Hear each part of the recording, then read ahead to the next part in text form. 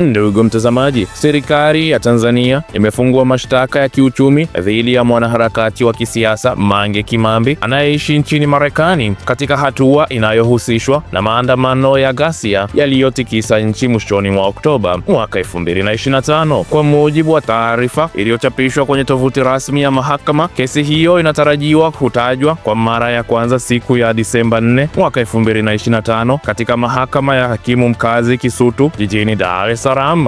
Hadi sasa hakuna maelezo ya kina kuhusu mahakama kumshtaki Kimambi, ingawa taarifa zinaonyesha shauri hilo liliwasilishwa na upande wa mashtaka tangu Agosti 28 mwaka 2025. Gazeti la The Citizen limeripoti kuwa kesi hiyo itasikilizwa mbele ya hakimu mkazi mwandamizi Hassan Makube. Hatua hii inakuja takriban mwezi mmoja baada ya mwanasheria mkuu wa serikali Hamza Johari kumtuhumu Kimambi kwa kuchochea maandamano ya ghasia yaliyotokea siku ya uchaguzi Oktoba 29 na siku zilizofuata hadi Novemba 1. Maandamano hayo yaliripotiwa kusababisha vifo, majeruhi na uharibifu mkubwa wa mali za umma na binafsi, hali iliyozua wasiwasi na ukosoaji wa ndani na nje ya nchi. Akinukuliwa na vyombo vya habari, Johari alisema serikali haitasita kuchukua hatua kali dhidi ya mwanaharakati huyo, akisisitiza kuwa lazima akamatwe. Haiwezekani mtu mmoja anakaa nje ya nchi, anawaambia watu wafanye vitendo vya vurugu, halafu vitendo hivyo vinatokea kisha yeye anajivunia. Alisema bado atarudi kwa nguvu zaidi. Lazima tumkamate, alisema mwanasheria mkuu huyo. Lakini Mange Kimambi ni nani? Mange Kimambi ni mwanamitindo aliyebadilika kuwa mwanaharakati wa kisiasa na ndiye muasisi wa maandamano yaliyotokea Oktoba 29 hadi Novemba 1 kwa kupinga kile anachokiita kuwa ni mwendelezo wa ukiukwaji wa haki za binadamu na unyimaji wa haki za kiraia nchini Tanzania. Kimambi amekuwa akihamasisha mabadiliko ya kimfumo, ikiwemo tume huru ya uchaguzi, katiba mpya, kupinga rushwa na viongozi kujirimbikizia mali. Mange Kimambi ni mama wa watoto watatu na anaishi jijini Los Angeles, jimboni California nchini Marekani. Harakati za Mange kupinga serikali ya Tanzania zilianza tangu wakati wa rais wa awamu ya 5 hayati John Pombe Magufuli, takriban miezi 6 tu baada ya kuingia madarakani na rais huyo kupinga kuonyesha mubashara kwa mikutano ya bunge. Mange, aidha, akiwa na wafuasi takriban milioni 3 kwenye ukurasa wake wa Instagram miaka 4 iliyopita, alitumia umaarufu wake mitandaoni kumuunga mkono Rais Samia Suluhu Hassan alipoingia madarakani baada ya kifo cha kushtukiza cha mtangulizi wake hayati John Pombe Magufuli, na hata kuhudhuria ziara yake ya kwanza nchini Marekani, na wawili hao walipiga picha ya pamoja.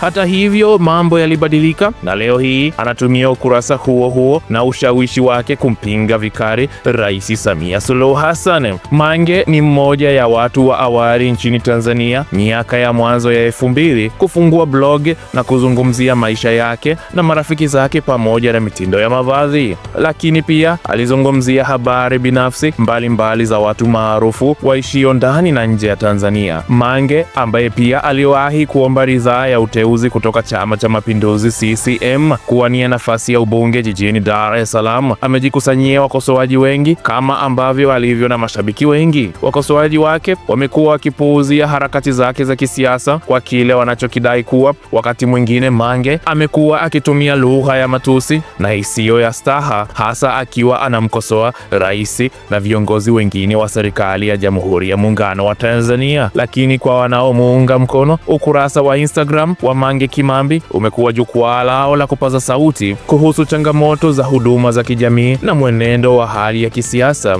nchini Tanzania. Wakosoaji wa serikali na wanaharakati wa haki za kibinadamu wameendelea kuonya kwamba haki za kisiasa na uhuru wa vyombo vya habari na watu kujieleza umeendelea kuminywa vikali nchini Tanzania. Hata hivyo, serikali ya Tanzania imekuwa ikitupilia mbali madai hayo. Kwa ujumla, kesi inayomkabili Mange Kimambi imeweka wazi ongezeko la mvutano kati ya serikali ya Jamhuri ya Muungano wa Tanzania na wanaharakati wanaoendesha harakati zao kutoka nje ya nchi. Hatua ya kumfungulia mashtaka ya kiuchumi inajitokeza katika kipindi ambacho serikali inakabiliwa na ukosoaji kufuatia maandamano ya Oktoba 29 hadi Novemba 1 na maswali kuhusu uhuru wa kujieleza nchini Tanzania. Kwa upande mmoja, serikali imesema inachukua hatua dhidi ya mtu anayehusishwa na uchochezi wa vurugu zilizosababisha vifo na uharibifu uharibifu wa mali. Kwa upande mwingine, wafuasi wa Mange Kimambi na watetezi wa haki za binadamu wanaona kesi hii kama ishara ya kuendelea kukandamiza sauti za upinzani na kudhibiti mijadala ya kisiasa kwenye mitandao ya kijamii. Kesi hii inatarajiwa kuwa mojawapo ya kesi zinazofuatiliwa kwa ukaribu zaidi ndani na nje ya Tanzania, na itatoa taswira pana kuhusu namna mamlaka zinavyoshughulikia uhuru wa kiraia katika mazingira ya kisiasa yanayozidi kuwa na mvutano. Matokeo yake yanaweza kuwa na athari kubwa kwa mustakabali wa harakati za mitandaoni na mijadala ya demokrasia nchini Tanzania. Katika kila mjadala wa kisiasa,